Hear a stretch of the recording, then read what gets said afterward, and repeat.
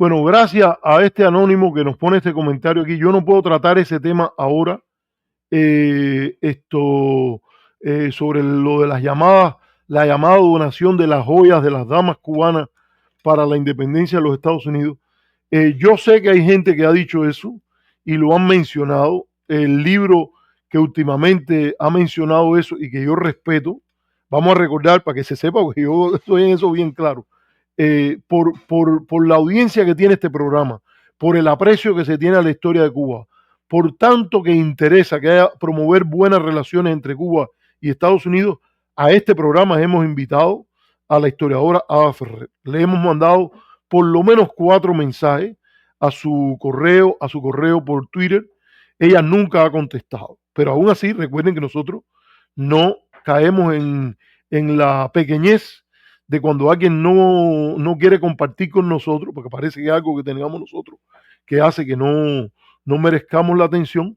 Ese es el caso. Nosotros de todas maneras respetamos por civilidad y por lo que promovemos en nosotros no se nos ocurriría, por ejemplo, hay un libro ahí que sacaron creo que fue en el Fondo de Cultura Económica sobre Cuba, y los editores creo que estaba Elia Cecilia Bove, está Rafael Rojas, Armando Chaguaceda, no me acuerdo quién más estaba entre los editores, y ahí, por ejemplo, dicen, y un concepto que ha aparecido en los últimos tiempos, que es polémico, y dicen que un señor de apellido Centeno trajo a la discusión sobre Cuba el tipo de régimen post-totalitario. Bueno, la realidad es que ese concepto lo había usado antes que el señor Centeno, lo había usado Eusebio Mujal, profesor de la Georgetown University. Y después yo lo usé 20, 30 veces en apariciones públicas, en trabajo, en artículos. Entonces, ahora, por alguna razón, esta gente no querían, quizás, o no estaban enterados en el caso de Eusebio Mujal, o no estaban enterados en el caso que yo lo había dicho, pero eso a mí no me parece que es la manera civilizada de hacer las cosas. Tú pones una nota a pie de página, incluso el Centeno que lo mencionó ahí, él había estado en un panel en Georgetown con Eusebio Mujal y yo, y hubo una conversación entre Eusebio Mujal y yo sobre eso. Y él incluso en el medio de ese tema, él estaba haciendo una maestría en México, y el Centeno nos preguntó a mí y a Mujal ¿qué ustedes quieren decir con post-totalitario? Y él había leído, como lo había hecho Rojas, en un libro que se llama Cuba 2006 o algo así, patrocinado por la Fundación Adenauer, de que Linz tenía una división en estados totalitarios y estados autoritarios. Pero una segunda discusión del tema, ya a finales de los 80, en la víspera de los cambios trascendentales que ocurrieron en Europa Oriental, viendo sobre todo el socialismo húngaro de János Kadar, Juan Linz, el mismo autor que ellos habían citado anteriormente, había introducido junto con mi mentor Alfred Stepan en Colombia la idea del régimen post-totalitario. Y a partir de ahí yo veo que lo usa Bill Leogrand, que lo ha usado en algunas ocasiones, lo usa, sobre todo lo empezó a usar en un par de trabajos. Eh, Eusebio Mujal, y después, por ejemplo, yo lo usé de manera reiterada, pidiendo que Estados Unidos cambiara la política hacia Cuba, porque no había un régimen totalitario, había un régimen post-totalitario.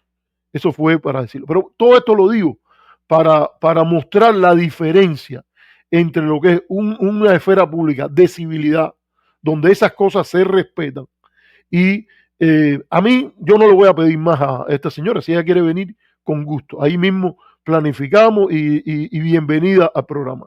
Pero sí le tenemos que reconocer que en el libro de ella hay todo un material buenísimo y de alta calidad, y recomendamos el libro que se llama Cuba, una historia americana, por estas cosas. Ahora, ya dicho todo esto, que es un gran libro y todo eso, a mí me parece que eso de que las damas cubanas, las damas criollas de La Habana, porque en ese momento no se puede hablar de una identidad cubana como la que se va a construir a partir de la segunda mitad del siglo XIX.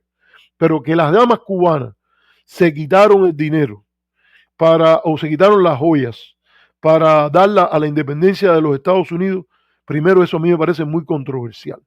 Y yo voy a hacer un chiste aquí, pero yo dudo que con lo que le gusta a las cubanas vestirse bien y todo eso, preferirían dar dinero concreto que soltarse de las joyas que tenían. Yo creo que no hay evidencia presentada, ni en el libro de Ada Ferrer, ni en otros libros, y a mí me parece que eso es de boca en boca. Había un dinero que España le iba a dar en apoyo, y Miralles, que era el que estaba representando a los Estados Unidos, el que estaba representando a España, porque él representaba a España, fue de Cuba. Él tenía vínculos por el comercio negrero y por otro tipo de comercio de mieles, azúcares, ron entre Cuba y Estados Unidos. Y usted va hoy a Filadelfia y hay una casa muy cercana al lugar donde se proclamó la Declaración de Independencia y muy cercana a donde vivió el general Washington y todo eso, y ahí vivía el representante de España y las clases altas de Cuba, que en aquel momento incluso tenían más representación en España que la que tuvieron después, porque hay un momento que toda esa representación del lobby, del cabildeo habanero, se echa hacia atrás en el ajuste que España hace después de la independencia americana. Y había un dinero que iba y que venía de México y que de Cuba lo mandaron en apoyo a la independencia norteamericana, y lo que pasó fue que los grandes hacendados, por todo lo que parece indicar, contribuyeron al gobernador, a Gálvez y a otros que estuvieron envueltos en apoyar la independencia americana como españoles, y ese dinero los hacendados lo prestaron y se llevó para allá. Y después se ha construido esa historia. Yo vi la presentación de Ada Ferrer en el programa de Gennady, y Gennady dijo eso también, de que qué impresionado él estaba, de que cuando se criticaba a Estados Unidos por apoyar la democracia en Cuba, hay que recordar que según decía Gennady, Estados Unidos estaba devolviendo el favor de las heroicas damas cubanas. Para mí todo eso es, pues para la persona que me está haciendo esta pregunta es, ¿quién fue el que me hizo la pregunta? Porque ya se me ha pasado. Alguien que lo dijo antes, IA 2030, anónimo. Yo creo que eso es fundamentalmente un tupi. Esa es mi opinión. Y yo no lo conozco, y no sé, a lo mejor hasta mi esposa se puede poner preocupada con cuando esto que yo estoy diciendo, pero yo no conozco muchas personas con las cuales yo he tenido una relación de intimidad, ni mi madre, ni mi tía, ni una novia, ni mi esposa, que estén muy dispuestos a quitarse la joya para mandarla para una causa que está súper distante de lo que ellos están pensando. Y como buenas cubanas, yo dudo que aquellas cubanas fueran tan dispuestas a quitarse la joya para mandársela a la independencia de los Estados Unidos. A lo mejor los maridos sí, y ellas mismas dijeron, vamos a quitarnos los gastos, donemos dinero para ayudar a los americanos, pero yo esa idea de la donación de las cubanas, quiero más evidencia. Quiero ver un recibo que diga, de Cuba me ha llegado un paquete, un saco lleno de cadenas de oro, aretes de plata. El día que yo vea eso, yo lo creo.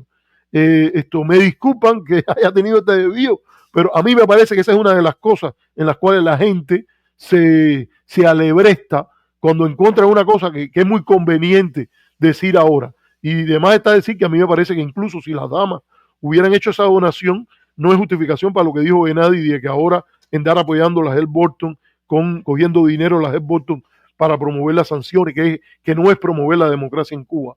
Para mí eso está bien claro. Bueno, hay varios comentarios ahí, señores. Voy a tener que volármelas ahora. La podríamos discutir más tarde. Bueno, ¿qué otro tema yo quería tratar con ustedes? Que lamentablemente esto es un tema que quisiera tratar con detalle, pero quizás lo tratamos ahora por arriba y después hacemos otro programa. Y es la buenísima entrevista. Fíjense por dónde voy a empezar. La buenísima entrevista que desde la joven Cuba la directora de la Joven Cuba ahora, que ustedes saben que es Harold Cárdenas, dando un buen ejemplo de no estar de dirigente en un cargo hasta siempre, porque hay ejemplos que se dan desde la sociedad civil, buenos y malos ejemplos, y hay buenos y malos ejemplos que se dan desde el gobierno. A mí me parece que es una cosa muy positiva que Cárdenas, Harold Cárdenas, amigo mío, por si alguien tiene alguna duda sobre eso, dio de decir, bueno, llevamos un tiempo, pero creo que eran como 10 años a frente de la Joven Cuba, y él pasó esa autoridad a Mariana Camejo. Mariana Camejo es una de las que hace la entrevista y es un señor de apellido Bacallao que incluso se ha metido a atacarnos a nosotros sin ton ni son. Y por cierto, lo hizo con la misma pata que metió en la entrevista, porque la entrevista está buenísima. Eh, este, Julio Carranza, este es el lugar donde sale, está el video ahí. Julio Carranza es un economista muy preparado, es un economista que tiene la virtud de que él promovió en un libro, junto con Pedro Monreal y Luis Gutiérrez, un programa de reforma, discutió, hizo un diagnóstico en los años 90 del estado de la economía cubana y que lo terminó hicieron el diagnóstico y propusieron soluciones específicas, que eso a mí me parece que es importante porque hay mucha gente siempre dispuesta a la denuncia, pero poco dispuesta al anuncio. Y en la economía cubana eso es particularmente importante. Y la política cubana igual. Gente que siempre tienen algo que denunciar, pero no ponen sobre la mesa un proyecto en el cual ellos digan, mira, yo creo que esto es lo que hay que hacer, esto es posible, cuál es la economía política de hacer esto, y eso no es válido en el caso de estas tres economistas que me gustaría mencionar, que fueron parte de este libro, que no me acuerdo ahora el título, pero me lo leí cuando salió en los años 90 en Cuba y se llama, bueno, el libro no lo recuerdo, pero fue Luis Gutiérrez, Julio Carranza y Pedro Monreal. Eh, yo creo que hay temas que hay que destacar en esta entrevista. Por ejemplo, una discusión de qué falló en el ordenamiento cambiario y monetario y las metas que se propuso el Estado de Cuba antes del ordenamiento y el Estado de Cuba después del ordenamiento. Y yo creo que tiene de ventaja la manera que lo trata Julio, es que él pone un énfasis en cosas que están en línea con la buena teoría económica que se ha hecho en la literatura sobre transiciones a nivel internacional. Él hace énfasis en temas de secuencia, de tiempo, y hay una cosa en la cual yo voy a poner mi crítica aquí, y lo digo porque si me encuentro con Julio, lo discuto con él, es una persona que yo admiro, respeto y que siempre hemos tenido una relación cordial desde la época que él me decía a mí flaco. O sea, yo tenía una cara mucho menos directa así. De caridad. Deja ver. Entonces, déjame mencionar, espérate un momentico, ahora, esta es la entrevista.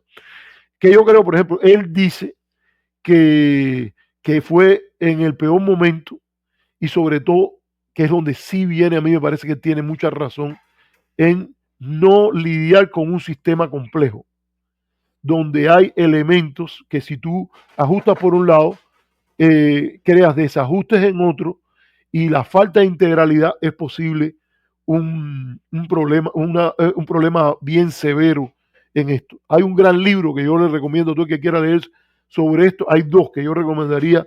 Uno sobre China que se llama Creciendo fuera del plan, que es por Barry Norton, sobre la reforma en China. Julio dice una cosa que es verdad, que él dice que hay dos modelos de socialismo en el panorama internacional, donde hay y cuando él creo que él usa la palabra socialismo, más que todo se refiere a los países comunistas, y dice, el modelo de la Unión Soviética y de la Europa Oriental, que ahí hay variedad de modelos, incluso, pero él dice, él los agrupa en uno y dice, este modelo fracasó estrepitosamente.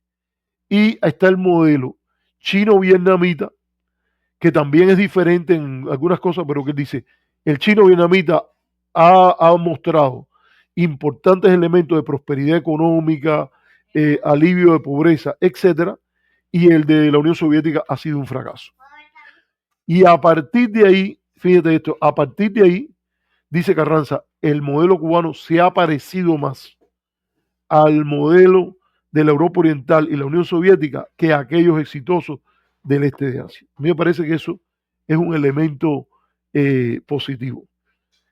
Otro elemento positivo que yo voy a ver si lo comparto ahora, porque yo tengo aquí es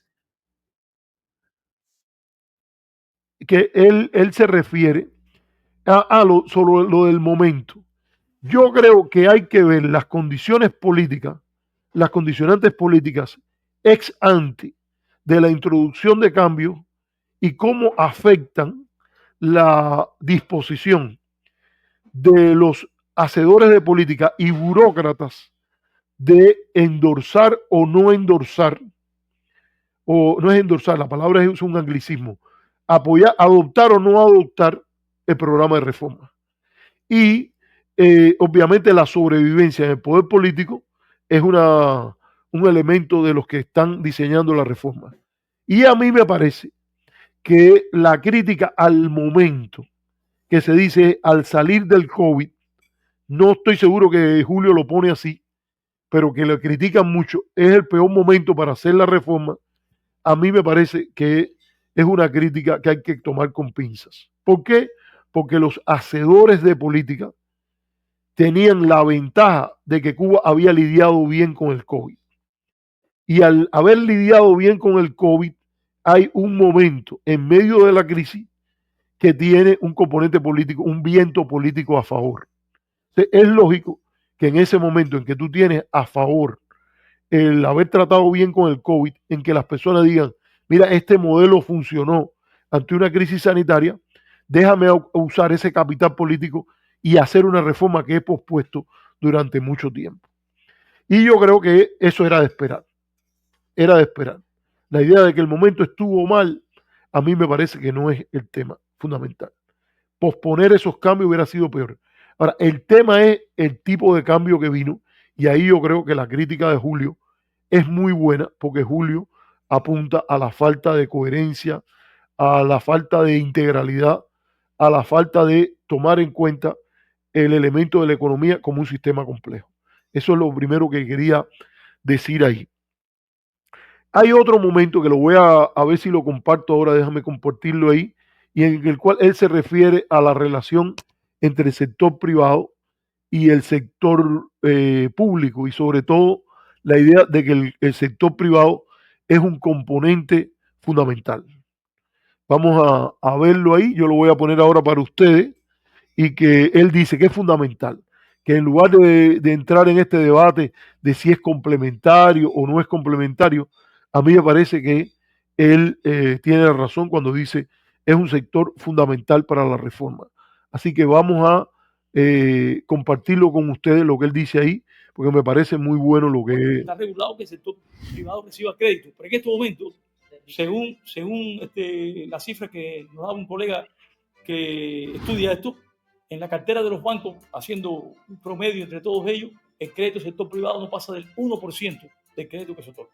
Para un sector... ¿Cómo vas a incentivarlo si no tienes...? Si pagarte el tuyo pasan trabajo, imagínate para prestar. Un sector que ya le está dando empleo a una parte muy importante de la población económicamente activa. Entonces, hay un desafío también de fortalecimiento del sector privado, bien entendido ese fortalecimiento. Es una cuestión política también ahí. Y por supuesto que ahí no, o sea, si hay una parte fundamental del país que está implicado en ese sector, tiene que estar directamente vinculado con un proyecto de desarrollo nacional y con las expectativas que se le deben abrir hacia lo que debe ser el futuro de este país. Todos los sectores integrados. I remember my old man. Espérense, porque había otra cosa aquí que... Bueno, hay otras partes de la entrevista donde esto se trata y a mí me parece. Déjenme decirlo para que no se quede guindada lo que a mí me pareció verdaderamente negativo, porque él lo sigue repitiendo. Cada vez que que él va a algún lugar, él repite esto, Bacallao repite esto como si fuera una idea original que él ha pensado y que a mí me parece al final mera propaganda antigubernamental. Porque la crítica esa de que el gobierno de Cuba o que alguien en Cuba lidiando con las sanciones, que quiero decir que Julio lo trata muy bien, déjame ver aquí, porque Julio tiene esta parte que habla de las causas de la crisis. Los problemas que tiene este país se deben a la agresión externa, como decir lo contrario. O sea, al principio debía explicar cuáles son las causas de la crisis. Las causas de la crisis actual, en mi opinión, es una combinación de varios factores. En primer lugar, por decir uno más general, Cuba está en un contexto de una economía internacional que está llena de tensiones por todas partes. Y eso impacta en una economía abierta como Cuba. Ahora, desde el punto de vista directo, está de un lado una política de los Estados Unidos muy fuerte contra Cuba. Ahora, eso no es la única causa de los problemas que hay en Cuba. La otra causa, y mucho más importante, digo, no que sea más importante porque tenga mayor impacto, es más importante porque eso es la cual podemos actuar. Vamos a hacer algo nosotros. Mira, en este corte voy a decir lo que yo encuentro importante aquí. Déjame ponerlo para que salga la figura de Carranza ahí, que es la que yo creo que espérense, no se vio lo del caramba, yo creo que yo les estaba poniendo, yo pensé que esto estaba. ¿Se vio lo de Carranza o no, señores? Cuéntenme. ¿Se vio la entrevista? Déjenme ver, porque si no, tengo que volver para atrás y esto lo cortaré después. Envíenme si se vio, sí. Entonces, ¿qué es lo que pasa aquí? Para ponerlo, yo lo voy a parar, porque lo voy a poner sin audio. Esto, ahí está. A mí me parece que en este caso, si usted va a la entrevista original, usted va a encontrar que la crítica de Julio a las políticas de guerra económica no son segundas de nadie. Yo creo que él tiene el balance apropiado. Ustedes saben lo que hemos criticado aquí, lo que pasó en el toque con Mauricio de Miranda Parrondo y con este otro Ricardo Torres, que incluso decían que antes de criticar al bloqueo había que agotar la crítica al gobierno, y cuando el gobierno de Cuba hiciese todo lo que se le haya indicado, entonces se puede criticar al bloqueo. Ya hemos visto que Mauricio Miranda Parrondo ha cambiado de actitud en eso, porque en varios lugares él ahora dice y critica la política de bloqueo sin esperar a que el gobierno cubano lo resuelva todo. Íbamos a tener un debate con él y él no quiso. Al final creo que tenía problemas de salud. No hay por qué tener un debate si ya ese tema se trata. Ahora, si usted ve el programa original, Julio se extiende en detalle en su crítica a la política de guerra económica contra Cuba, como debe ser. Incluso después hace la precisión. Dice, no es porque sea más importante en el impacto, sino porque tenemos más nivel de agencia en atender las políticas del gobierno de Cuba a este respecto. Ahí hay, y ya por esto digo, por lo que a mí me pareció verdaderamente negativo en el caso de Bacallao, que él dice, no, porque se hizo la política con la premisa de la benevolencia, es la palabra que él usa, de la benevolencia del factor externo. Yo no sé de dónde este señor, yo creo que se debe dedicar, de verdad, si es matemático, debería dedicarse más a las matemáticas, a los chistes y todo eso. Pero no hay evidencia alguna de que la revolución, el proyecto nacionalista, comunista, en las cosas que me gustan y en las que de las que sobran de él, haya sido predicado en la idea de que iba a haber benevolencia para el proyecto de cambio político y económico en Cuba. Desde antes de tomar el poder, incluso Fidel le escribe una carta a Celia, dice, viendo caer los cohetes que en la casa de Mario, esta no es la guerra que voy a hacer, la guerra más importante es la que viene después. Si usted ve las memorias sobre la gente que estuvo en el gobierno revolucionario, no hay ninguno que justifique esa cuchareta de bacallao de que contaron con la benevolencia del actor externo. Aquí hay una realidad, y yo creo que esto siempre ayuda a los que quieren bajarle la presión a la idea del bloqueo y hacer responsable del bloqueo al gobierno cubano por ejercer la soberanía y una ignorancia de los documentos originales, entre ellos el Memorandum Majority.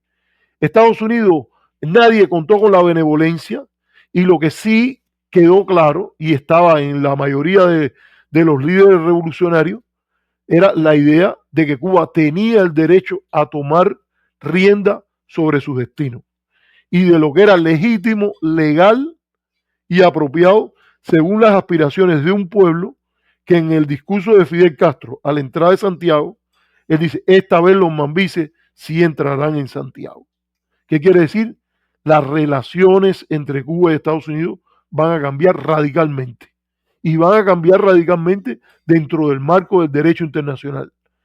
Que hubo cosas que Cuba pudo hacer para acomodar una salida asimétrica al conflicto, sin lugar a dudas.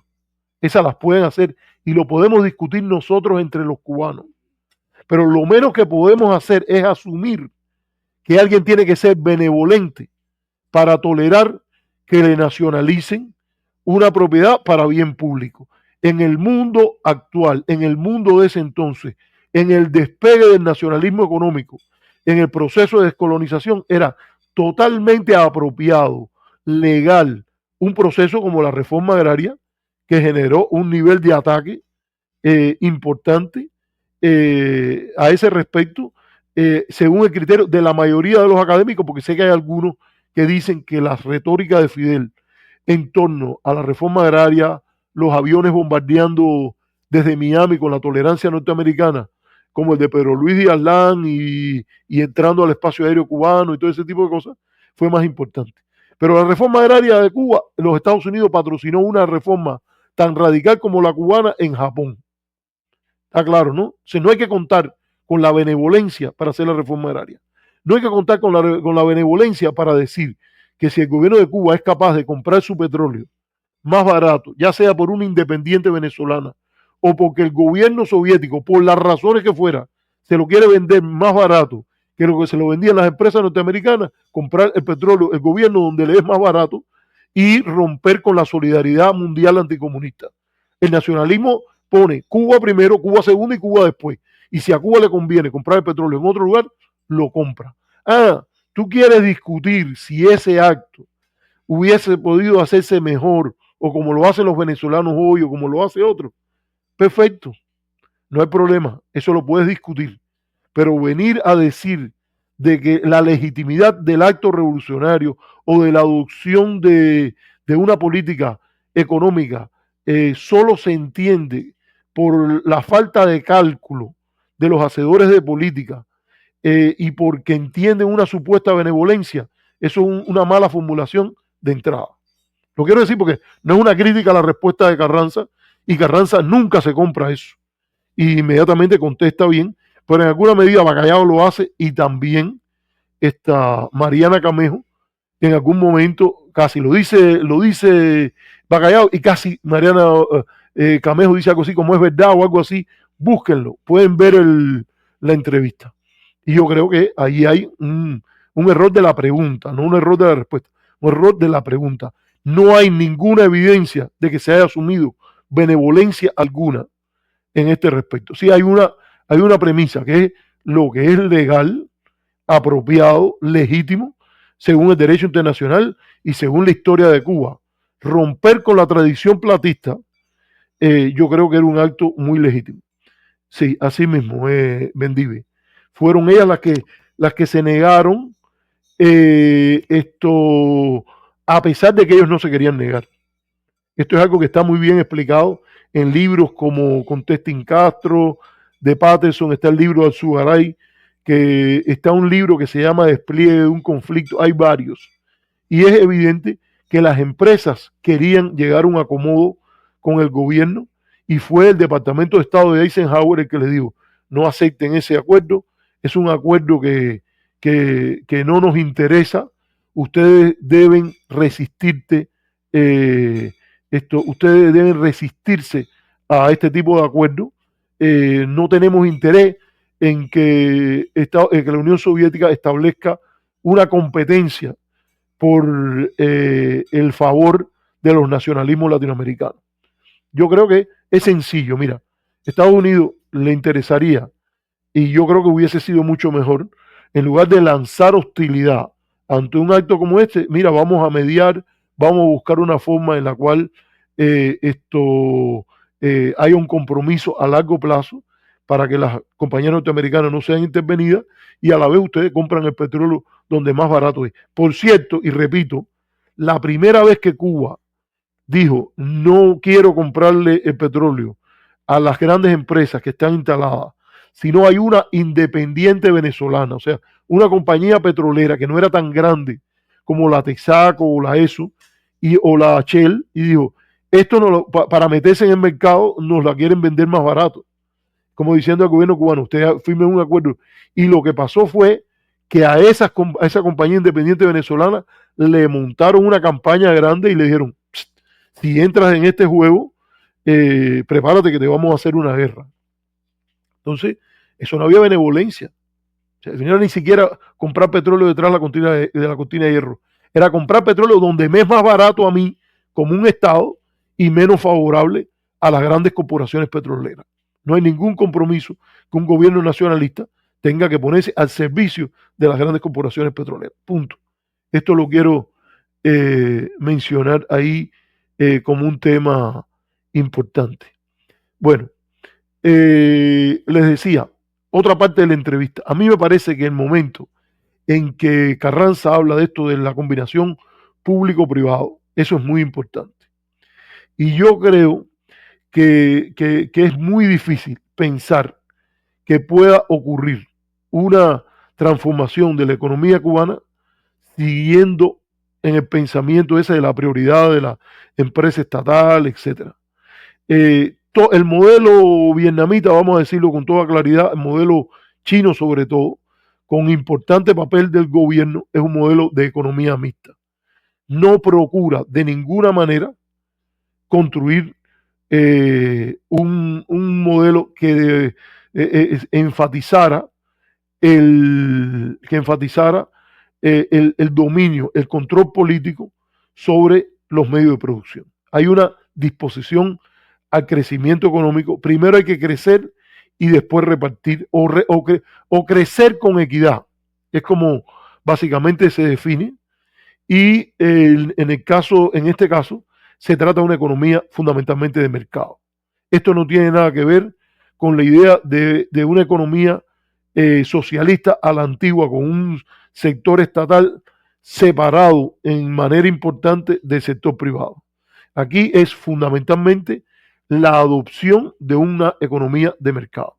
Y eso implica un cambio de paradigma que debe ser total en ese sentido a nivel de las autoridades. En esto yo creo que hasta en cierta medida Julio pudo haber ido más lejos, por decirlo de alguna manera bien clara. Dicho esto, yo creo que también hay otra cosa que es importante ver, señores, que esto tiene un impacto político.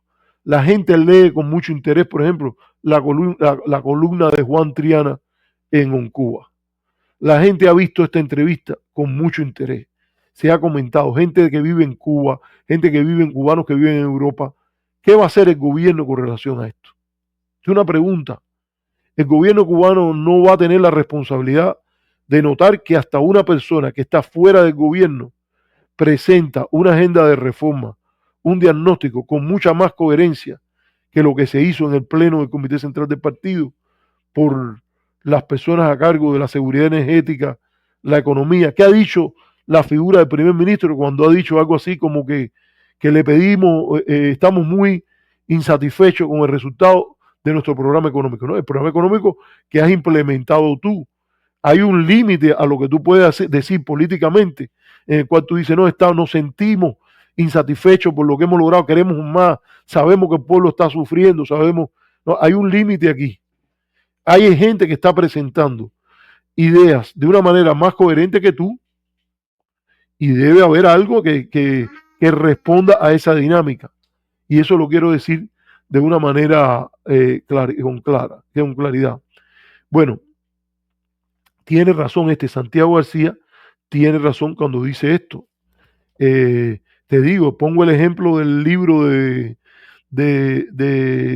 Carranza, Monreal y Luis Gutiérrez, pero hay muchos economistas cubanos que tratando temas como la aliviación de pobreza, los problemas de distribución, la crítica al excesivo gradualismo que abundan, lecciones sobre el tema de la economía vietnamita.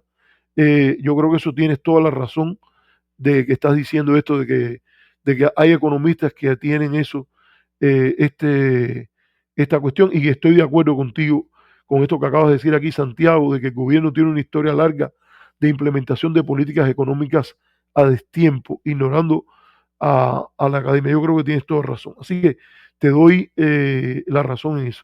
Entonces, yo creo, lo primero que debo hacer es recomendar ver la entrevista. Yo creo que en línea general las preguntas fueron apropiadas, interesantes, etcétera. La respuesta de Yuli Carranza, de Julio, me parece que están por la goma, correctas, apropiadas, con serenidad, con sobriedad, acompañando la denuncia con el anuncio, y yo creo que son elementos que hay que reflexionar. Hay dos o tres cosas más que a mí me gustaría reflexionar desde la perspectiva económica. A mí me parece, por ejemplo, que hay un elemento que hay que enfatizar más y es la idea de que hay que invertir y hay que abrir a la inversión extranjera, pero también invertir desde el gobierno. Lo que dice Carranza sobre la agricultura hace subir la pregunta. Bueno, ¿se está invirtiendo en la agricultura poco? Bueno, hay una primera cosa que hay que plantearse. ¿En dónde se está invirtiendo? Porque él dice con razón, él explica de una manera muy clara la idea del costo de oportunidad en la inversión. Cuando tienes que discutir lo que haces y lo que has dejado de hacer. Y cuando en la agricultura se está invirtiendo un 1% y se ha invertido, es bueno decirlo, que eso ha cambiado en el último semestre por lo menos, la estructura de inversión. La estructura de inversión ha ido cambiando más y se está invirtiendo mucho menos en el turismo en el último semestre. Ahora, en un semestre no se resuelve y yo creo que hay que asumir la responsabilidad por haber desinvertido en el sector energético. Hay que asumir la responsabilidad por haber desinvertido en la agricultura. Eso es parte de la dinámica política, pero en este caso hay la pregunta relevante de dónde se saca el dinero, porque si tú no invertiste, si lo que se invirtió en los hoteles se invierte en la agricultura, no se puede invertir fundamentalmente, o hay que distribuir los recursos que no dan para reparar el parque energético. Si inviertes en el parque energético, es una cantidad de dinero limitada. Y yo creo que Carranza esboza muy bien la premisa de que la economía es sobredistribuir recursos escasos. Entonces, ¿de dónde se puede sacar dinero extra para invertir? Y yo creo que desde el Estado cubano hay muy poco, más allá de meterse en los BRIC, de ir a Moscú, de tocarle la puerta a China, de que el gobierno mexicano apoye al programa de médicos cubanos, todo ese tipo de cosas. Yo creo que a la larga hay un elemento aquí que es activos que el gobierno tiene que puede privatizar. Y a partir de privatizar esos activos, invertir en lugares donde pueda tener una rentabilidad que saquen al país de la situación tan crítica que tiene. Y hay un problema aquí que yo creo que Julio en cierta medida comparte algo de eso, porque él es bastante realista. Ahora, la pregunta aquí que es muy importante es cuánto estarías dispuesto a privatizar, porque estás incluso privatizando en el peor momento, que es cuando la economía está en el piso. Y los valores de esos activos, en medio de tanta incertidumbre, se degradan. No es el caso, por ejemplo, si tú por ejemplo, privatizas 10 hoteles o le das propiedad compartida en el momento en que Obama ha tomado la decisión de cambiar la política hacia Cuba, esos 2 años de gloria, porque hay que decirlo así, cuando un presidente norteamericano pensó en los intereses norteamericanos a largo plazo y empezó a adoptar una política distinta que se sintió en Cuba, y entonces sería exactamente como lo dice Mendive, te verías abocado a vender gallina a precio de pollito. Pero hay un problema, que es que no lo hiciste cuando lo tenías que hacer. Cuando tenías un ambiente favorable, no lo hiciste. Y estás arrastrando problemas que no empiezan ni siquiera en 1992, son problemas de un modelo que, como dice Carranza, está agotado. Entonces, no lo hiciste cuando lo tenías que hacer. Eso te ayuda a tomar conciencia que el tiempo es una variable económica y política, que es muy importante. En esas condiciones, ¿cómo vas a controlar un proceso de privatizaciones en el cual minimices la corrupción, por ejemplo? Son cosas que han sido estudiadas y que a mí me parece que en la discusión de muchas personas sobre este tema económico a veces no hablan. Estas son ideas que yo ni las he inventado, señores. Esto yo lo he visto, por ejemplo, en valoraciones de lo que pasó en China con las privatizaciones parciales, en los trabajos de la iniciativa para el diálogo de políticas que dirige Joseph Stiglitz, y hay mucha importancia, por ejemplo, cuando se dice tiempo y secuencia, se hace un énfasis muy importante a privatizar en el momento adecuado. Ahora, yo creo que eso, por los costos del excesivo gradualismo y por la manera en que el gobierno, no el de ahora de Díaz-Canel solamente, el de Raúl Castro, el de Fidel Castro, de que no haber hecho las cosas a debido tiempo, crea que ahora tienes que hacer una privatización en condiciones subóptimas. Pero ese debate que tiene un elemento importante de política, yo creo que hay que tenerlo. Y tiene que ir más allá de decir, como dice Julio, que el sector privado tiene que ser fundamental. No.